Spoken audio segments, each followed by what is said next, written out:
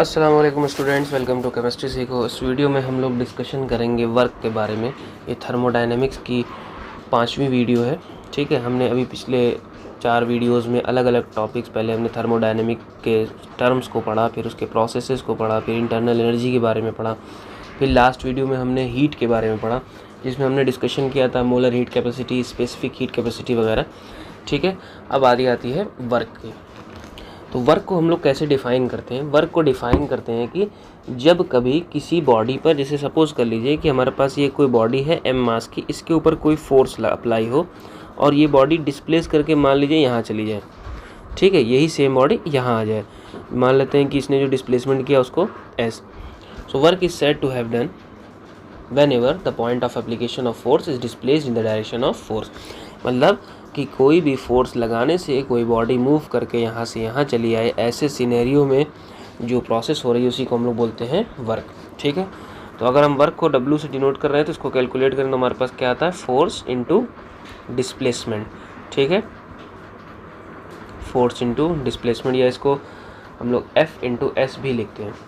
इसी तरह से वर्क जो होता है ना, कई टाइप का होता है। ठीक है, ये जो वर्क है यानी F इंटू एस जो है, इसको हम लोग बोलते हैं मैकेनिकल वर्क।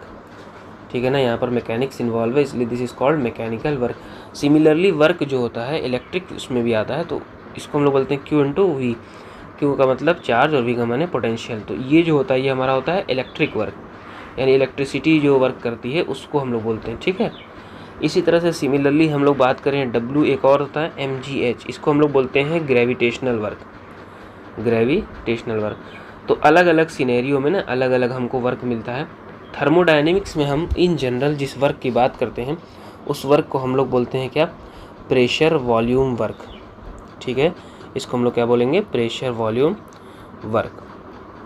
थर्मोडायनेमिक्स में या केमिस्ट्री में इन जनरल यही वर्क के बारे में स्टडी की जाती है। ठीक है ना, तो प्रेशर वॉल्यूम वर्क क्या होता है? बेसिकली देखिए, प्रेशर और वॉल्यूम जो है हम लोग इसको अप्लाई करते हैं गैस के सिनेरियो पे। ठीक है, गैस जब कंप्रेस होगी या कॉन्ट्रैक्ट होगी या एक्सपैंड करेगी, उस दौरान जो प्रेशर का चेंज आता है या उस दौरान वॉल्यूम में चेंज आता है, उसमें जो वर्क होता है उसको हम लोग बोलते हैं क्या? Pressure volume work. ठीक है, it is a basically work done when the gas expand और contracts against external pressure. Suppose करिए कि हमारे पास एक सिलेंडर है, यहाँ पर एक पिस्टन लगा हुआ है। ठीक है, फ्रिक्शनलेस पिस्टन है, मतलब यहाँ पे फ्रिक्शन का कोई इफेक्ट नहीं है, इसमें गैस के पार्टिकल फिल किए हुए हैं। अब इसके ऊपर कोई हम मास रखेंगे तो इसके ऊपर फोर्स अप्लाई होगी, जिसको हम लोग P एक्सटर्नल मान लेते हैं। ठीक है, एक्सटर्नल प्रेशर अप्लाई हो रहा है, जिसकी वजह से गैस क्या होगी? कॉन्ट्रैक्ट होगी। ठीक है ना, मतलब इसका वॉल्यूम कम होगा। ठीक है, सिमिलरली अगर हम इस मास को हटा दें तो अब जो है पिस्टन जो होगा क्या हो गया? फ्री हो गया। ऐसे सिनेरियो में गैस क्या होगी? एक्सपैंड करेगी। तो इस दौरान जो भी वर्क हो रहा होगा उसी को हम लोग बोलते हैं क्या? Pressure volume work. और आइए हम इसको कैलकुलेट करते हैं, इससे रिलेटेड इक्वेशन डिराइव करते हैं, जिससे हम लोग ताकि आसानी से प्रेशर वॉल्यूम वर्क किसी भी सिनेरियो में कैलकुलेट कर सकें, किसी भी प्रोसेस में। तो सबसे पहले हमको क्या करना होगा? हम अगेन एक ऐसा सिलेंडर लेते हैं जिसके अंदर क्या हुआ हो? फ्रिक्शनलेस पिस्टन लगा हुआ। ठीक है, ये हमारा एक सिलेंडर है जिसमें ऐसे गोल सा एक पिस्टन लगा हुआ है। ठीक है, जो कि फ्रीली मूव कर सकता है ऊपर नीचे, हम उसको प्रेशर अप्लाई करेंगे तब। ठीक है, यहाँ पर हमारी क्या फिल है? यहाँ पर गैस फिल हुई है। ठीक है, अब मान लेते हैं कि ये जो सिलेंडर है, ये पिस्टन है, दोनों का एरिया जो है A स्क्वायर सेंटीमीटर है। ठीक है ना, A सेंटीमीटर स्क्वायर लिख लेते हैं, ये एरिया ऑफ क्रॉस सेक्शन है। ठीक है, क्रॉस सेक्शनल एरिया है सिलेंडर की, और इस सिलेंडर पे एक्सटर्नल प्रेशर अप्लाई हो रहा है, जिसको हम लोग मान लेते हैं P एक्सटर्नल से। ठीक है, अब कंसीडर करते हैं कि गैस जो है एक्सपैंड कर रही है। क्या करते हैं? Suppose gas is expanding, suppose gas is expanding due to its internal pressure, due to its internal pressure. मतलब हमने पहले भी पढ़ रखा है क्लास 9th वगैरह में कि गैस जो है अपने जिस कंटेनर में रखती है उस वॉल को क्या करती है? प्रेशर लगाती है, उस वॉल पे प्रेशर अप्लाई करती है। तो उसको हम लोग मान लेते हैं इंटरनल प्रेशर, जिसको हम लोग डिनोट करते हैं किससे? PG से। ठीक है, PG का मतलब प्रेशर ऑफ गैस, यानी कि यहाँ पर जो प्रेशर हो रहा होगा उसको क्या बोलेंगे? PG। ठीक है, अब अब गैस एक्सपैंड हो रही है तो इसका मतलब जो एक्सटर्नल प्रेशर है वो कम है किससे, गैस के प्रेशर, तभी तो एक्सपैंड कर रहा है ना। मतलब ये जो ऊपर से प्रेशर लग रहा है ये कम होगा तभी तो गैस एक्सपैंड करेगी, वरना तो वो कंप्रेस होने लगेगी। ठीक है, सपोज कर लेते हैं कि वो गैस जो है एक्सपैंड करके यहाँ पे पिस्टन पहले था इनिशियली, अब यहाँ पर आ गया। ठीक है ना, यानी कि ये जो डिस्टेंस ट्रैवल हुई इसको हम लोग मान लेते हैं स्मॉल डिस्टेंस DL। ठीक है, DL सेंटीमीटर का डिस्टेंस उसमें ट्रैवल किया यानी एक्सपैंड किया। पिस्टन जो है मतलब गैस का प्रेशर ज़्यादा होने की वजह से पिस्टन जो है क्या हुआ, हल्का सा पीछे गया तो उसने DL डिस्टेंस ट्रैवल किया। ठीक है, तो ऐसे केस में जो प्रेशर होगा वो क्या हो जाएगा, जो प्रेशर होगा वो हो जाएगा, अच्छा किस चीज़ पे प्रेशर, पिस्टन पर। ठीक है ना, प्रेशर एक्टिंग ऑन पिस्टन यहाँ पर लिख भी देते हैं ताकि क्लियर रहे बात। तो जो प्रेशर पिस्टन पर एक्ट होगा वो किसके बराबर होगा, वो बराबर होगा फोर्स अपॉन एरिया के। ठीक है, तो यहाँ पर जो हमारे पास फोर्स होगी वो क्या हो जाएगी, P एक्सटर्नल मल्टीप्लाइड बाई ए क्या चीज़ है, अच्छा हमने यहाँ कैपिटल ले लिया है, इसको स्मॉल ए कर लेते हैं, कोई भी यहाँ पर आप वेरिएबल ले सकते हैं। फिलहाल यहाँ पर जो एरिया ऑफ क्रॉस सेक्शन है वो क्या है, ए है। ठीक है, यहाँ पर मेंशन भी कर देते हैं, area of cross section of cylinder, cross section of cylinder. ठीक है, तो F is to P external A. Clear, अच्छा तो यहाँ पर अब हम वर्क कैलकुलेट करें, मैकेनिकल वर्क, क्योंकि बॉडी मूव हुई है तो यहाँ मैकेनिकल वर्क कैलकुलेट होगा। तो मैकेनिकल वर्क कैलकुलेट करें तो हमको क्या मिलेगा, W is equals to F into S. क्यों निगेटिव साइन लगा, निगेटिव साइन बेसिकली जो है अपोजिट डायरेक्शन को बता रहा है। ठीक है ना, यहाँ पर जो निगेटिव साइन है वो क्या बता रहा है, अपोजिट डायरेक्शन यानी एक्सपेंशन के बारे में बता रहा है। ठीक है, इनिशियली पिस्टन नीचे आ रहा था तो ये मेन डायरेक्शन थी, अब वो एक्सपेंड करके उल्टा जा रहा है इसीलिए इसको निगेटिव से दिखा रहा है। ठीक है, यानी कि अपोजिट डायरेक्शन है, this is a opposite direction, that's why it is negative. Okay, तो W is equals to negative of A, negative of F into S. या हमने अभी यहाँ पर देखा कि F क्या है, P एक्सटर्नल इंटू ए है, तो इसको हम लोग इस फार्मूले में वैल्यू पुट कर देते हैं तो हमारे पास क्या मिलेगा, W is equals to negative external pressure multiplied by A multiplied by S. ठीक है, ये हमारे पास एक छोटा सा इक्वेशन आया था। और हम जानते हैं अभी हमने देखा भी कि यहाँ जो डिस्प्लेसमेंट हुआ है इस पिस्टन का ये किसके बराबर है, DL के बराबर, यानी इस केस में जो डिस्प्लेसमेंट है वो DL के बराबर है। ठीक है, तो यहाँ पर जब हम वैल्यूज़ की पुट करेंगे तो हमको क्या मिलेगा, माइनस P एक्सटर्नल इंटू ए इंटू DL। ठीक है, ये जो DL है ये क्या है, स्मॉल डिस्प्लेसमेंट है, it is A small displacement of piston, small displacement of piston. Okay, अच्छा अब जाहिर सी बात है कि हमारे पास जो गैस है वो क्या है, एक्सपैंड की है, यानी कि वॉल्यूम में भी तो इफेक्ट पड़ा होगा, और हम ऑलरेडी कैलकुलेट ही वो प्रेशर वॉल्यूम कर रहे हैं, तो यहाँ पर हम लिख सकते हैं कि बट वॉल्यूम। अब वॉल्यूम क्या हो जाएगा, वॉल्यूम क्या होता है, वॉल्यूम होता है कि जो उसका एरिया होगा मल्टीप्लाइड बाय लेंथ, यानी कि जैसे मान लीजिए हमारे पास ये कोई सिलेंडर है। ठीक है, इसका ये पार्ट की पूरी एरिया और ये कितना ऊंचाई पर है बेसिकली। ठीक है, तो ये होता है वॉल्यूम ऑफ सिलेंडर। अब वॉल्यूम ऑफ सिलेंडर का एक फार्मूला भी होता है, मैथमेटिक्स में हम लोग इसकी स्टडी करते हैं, जो कि होता है कि पाई आर स्क्वायर एच। ठीक है ना, वॉल्यूम ऑफ सिलेंडर क्या होता है, volume of cylinder equals to pi R square H. अब हम यहाँ पे एरिया की बात कर रहे हैं ना, तो ये pi R square area of cross section हो गया, और हाइट की बात करें तो यानी जितना डिस्प्लेस करेगा वो क्या हो जाएगा हमारा डिस्टेंस, तो ये ए इंटू DL। तो यहाँ पर हम वॉल्यूम को क्या लिख सकते हैं, हम लोग यहाँ वॉल्यूम को लिख सकते हैं क्या, ए इंटू DL। ठीक है, अगेन समझा देते हैं, ये जो एरिया होगी सर्कुलर एरिया ये पाई आर स्क्वायर होगी। ठीक है, और जो पिस्टन डिस्प्लेस किया है वो DL डिस्टेंस किया है, तो DL डिस्टेंस और हाइट दोनों एक ही चीज़ हो रही है यहाँ पर, इसीलिए ये वॉल्यूम बन गया कुछ इस तरह का। क्लियर है, ठीक है, तो हमारे पास स्मॉल डिस्टेंस ट्रैवल हुआ है तो यहाँ पर हम वॉल्यूम को स्मॉल वॉल्यूम ही कंसीडर करेंगे, और DL ये हमारे पास इसका वॉल्यूम बन गया जो कि एक्सपैंड होने के बाद हो जाएगा। ठीक है, अब हम क्या कर सकते हैं, हम इसको वैसे भी लिख सकते हैं ना, वर्क को देखिए, जो हमारे पास वर्क है उसको हम लोग क्या लिख सकते हैं, माइनस P एक्सटर्नल DV।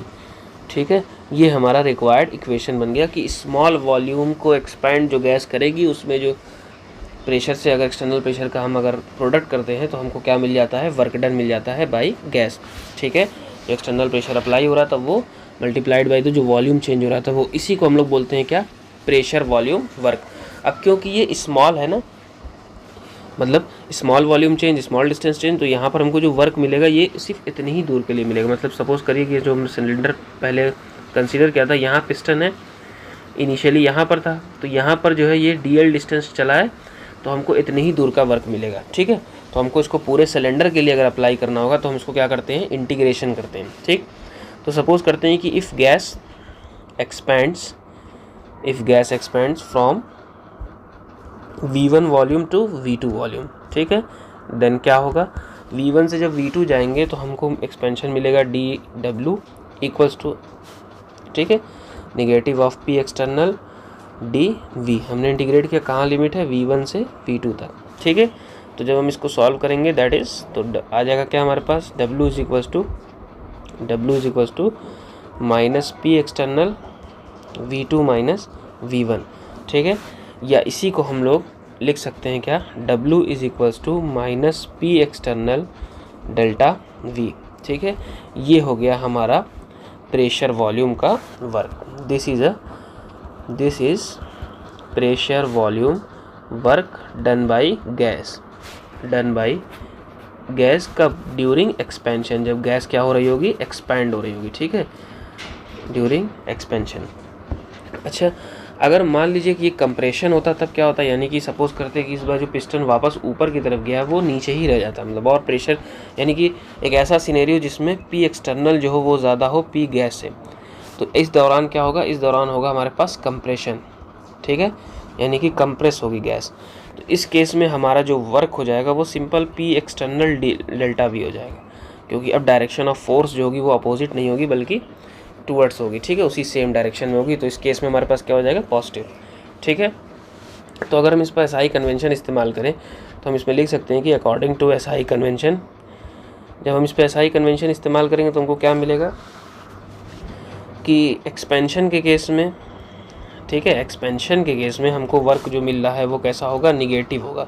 इसका मतलब क्या हो रहा होगा, इसका मतलब हो रहा होगा कि work done by the gas हो रहा होगा यहाँ पे, मतलब, ठीक है, इसका मतलब ये हुआ कि जो गैस थी वो खुद वर्क कर रही थी, इस बार जो गैस थी वो खुद वर्क कर रही थी। ठीक है, work done by the gas हो रहा था।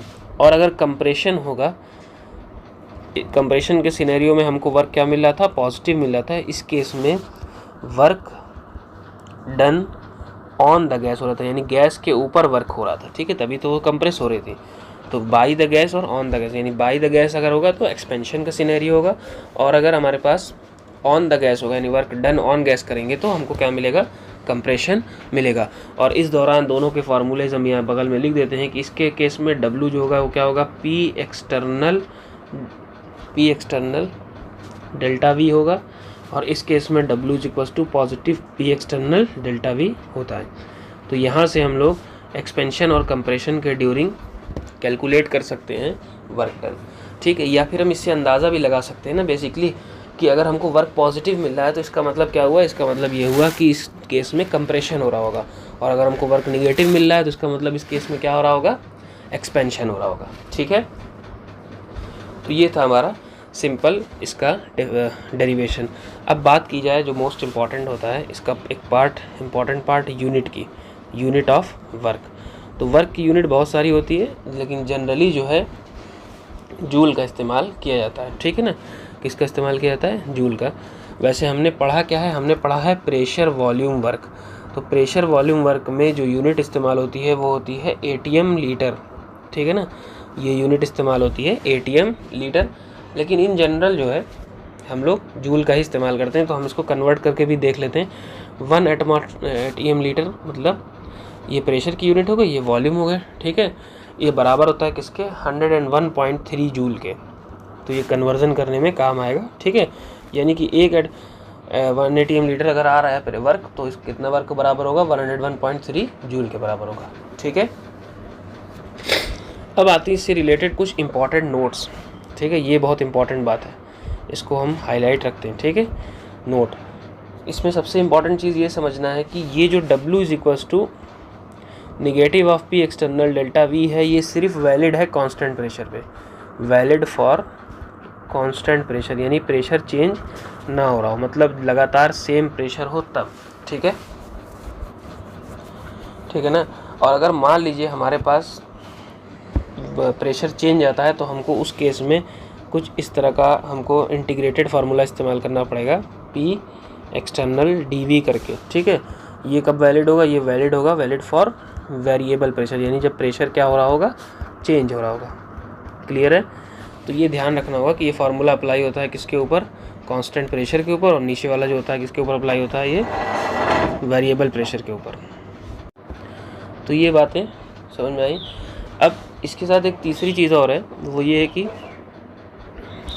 जो वर्क डन होता है, ठीक है, जो वर्क डन हमने अभी देखा है, अगर साइक्लिक प्रोसेस की बात करें, यानी कि ऐसी प्रोसेस जिसमें जहाँ से प्रोसेस चली वहीं वापस आ रही हो, तो work done in cyclic process is not zero होता है। ठीक है, ये ज़ीरो नहीं होता है।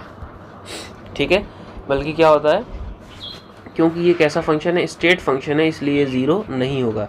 इससे रिलेटेड हम अगर कैलकुलेशन कुछ न्यूमेरिकल्स वगैरह भी करेंगे तो हमको समझ में आ जाएगा ईजिली। जैसे फॉर एग्जांपल अगर हम ग्राफिकली कुछ चीज़ देखें तो हम यहाँ करते हैं, ग्राफ बनाते हैं छोटा सा। ठीक है, इधर हम ले लेते हैं क्या, प्रेशर, इधर ले लेते हैं क्या, वॉल्यूम। ठीक, यहाँ पर मानते हैं 1 2 3 इन जनरल ले लेना। ठीक है, कोई भी इसमें ज़्यादा एक्यूरेटली की बात नहीं हो रही, बस खाली समझने के लिए। ठीक है, तो हमारे पास एक सिनेरियो है, मान लीजिए कि कोई प्रोसेस शुरू हुई, ठीक है, वॉल्यूम 1 से, और ये इस तरह से प्रेशर अप्लाई हुआ 6 पे गया। ठीक है, फिर उसके बाद इधर गया 3 तक, फिर यहाँ से ये वापस आ गया, यानी ए से बी चला, ठीक है, फिर बी से सी चला, फिर सी से वापस आ गया, यानी एक साइक्लिक प्रोसेस हो रही है। इस न्यूमेरिकल को अगर हम लगाएंगे ना तो हमको पता चल जाएगा कि साइक्लिक प्रोसेस में कैसे वर्क डन ज़ीरो नहीं होता है। ठीक है, और इससे ये भी प्रूफ हो जाएगा कि वर्क जो होता है एक पाथ फंक्शन नहीं बल्कि क्या है, एक स्टेट फंक्शन है। ठीक है, तो चलिए देखते हैं। तो अगर हमको वर्क ए से बी में कैलकुलेट करना हो, वर्क किस में कैलकुलेट करना हो, ए से बी में, तो हमारे पास फार्मूला क्या है, पी एक्सटर्नल डेल्टा बी।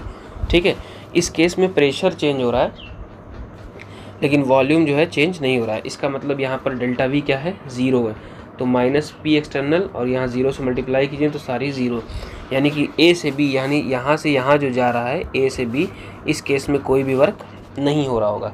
ठीक है, क्योंकि यहाँ पर वॉल्यूम का चेंज आ ही नहीं रहा है। ठीक है, अब अगर हम बात करें वर्क कैलकुलेट करें बी से सी की तरफ, तो इस केस में क्या है, प्रेशर कांस्टेंट है।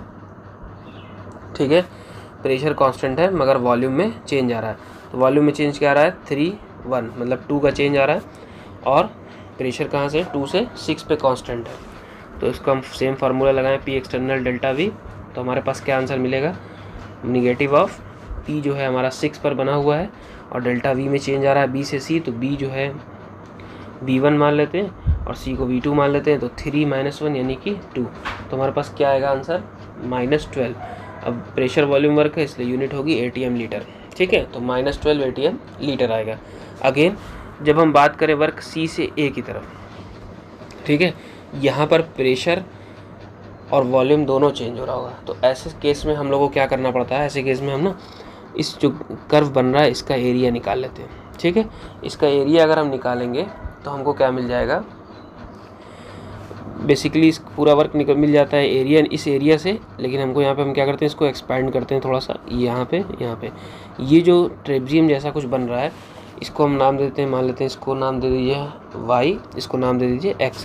तो अगर हम एरिया निकाल दें किसका, ACXY का, तो हमको AC का वर्क पता चल जाएगा या CA का वर्क पता चल जाएगा। ठीक है, इस केस में तो ट्रेपजियम है, ट्रेपजियम का होता है 1/2, जो पैरेलल साइड होती है उनका सब मल्टीप्लाई करते हैं डायगोनल से, तो हमारे पास आ जाएगा +8 ATM लीटर।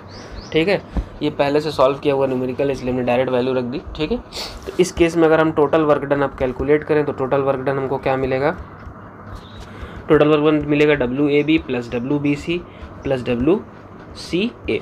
ठीक है, यहाँ पर 0 है, यहाँ पर क्या है -12 है, यहाँ पर क्या है +8 है, तो आंसर क्या हमारे पास आ जाएगा -4 ATM लीटर।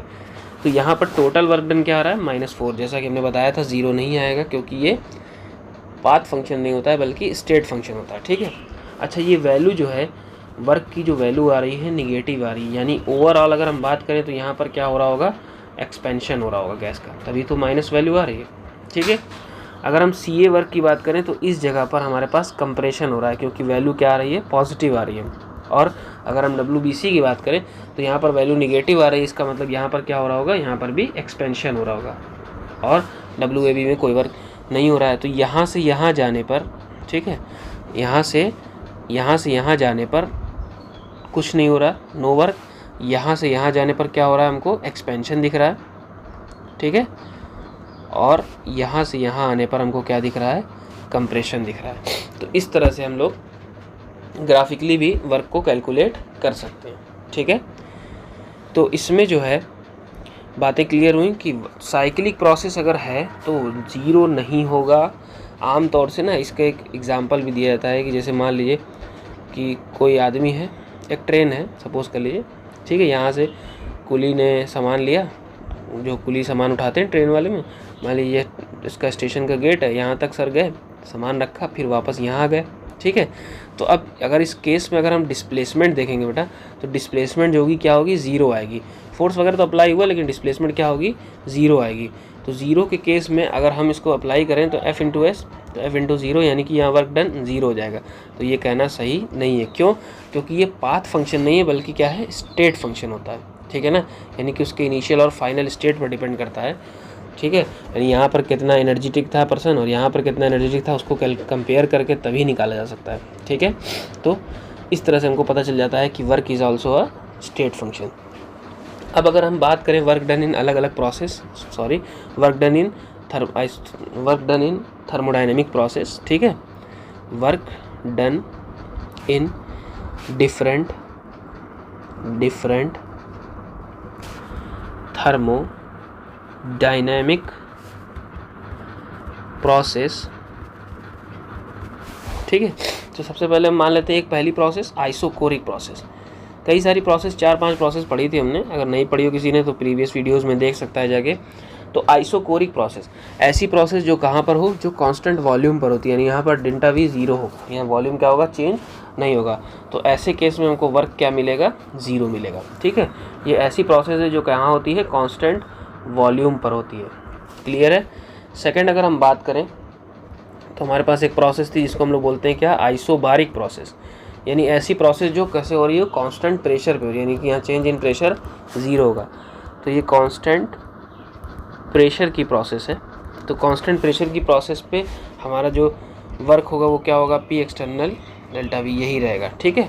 अगर कंप्रेशन या एक्सपेंशन की बात होगी तो वो वैल्यूज़ चेंज होती रहेगी, उसमें कोई दिक्कत नहीं, ठीक है। तो ये होता है हमारे पास आइसोबारिक प्रोसेस, ये दोनों प्रोसेस में, ठीक है। अब हमारे पास जो तीसरा आता है वो आता है क्या, work done in isothermal expansion.